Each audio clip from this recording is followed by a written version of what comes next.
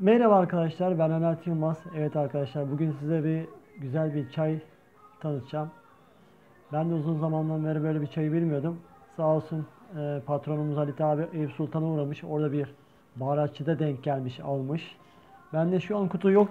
Ben kutudan az bir şey kendime getirdim evde. Yolum düşerse Eyüp Sultan'a ben de alacağım. Bu Ziyade Dede'nin atom çayı. Ne ararsan var, yani baharatlardan yapılmış kesme şeker tarzında bir çay bu. Vallahi kış geldi. Kışın böyle şeyleri içmenizi tavsiye ederim. Niye? Çünkü bu öksürüğe çok iyi bir geliyor. Ve adamın içini de ısıtıyor. Ben içtim. Gerçekten güzel bir tarçınlı böyle. Bütün aroma çeşitleri var içinde. Ben içtim, beğendim. İçine bir tane de kesme şeker atabilirsiniz. Tatlı oluyor. Bu şekilde, yani sıcak suya 2 tane kesme şeker attım. Şunlardan. 2 tane attım. 2 tane yeterli zaten. Kışın en güzel içeceklerden bir tanesi diyebilirim. Ziyade Dede tüm baharatçılarda olmayabilir.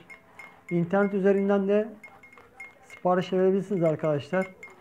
Bunu ben bilgi amaçlı olarak çekiyorum.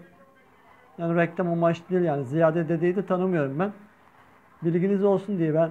Çünkü hoşuma gitti. Size de tavsiye ediyorum yani kışın öksürüğünüz varsa, üşüyorsanız, gerçekten adamın ciğerlerini açıyor, nefesiniz açılıyor.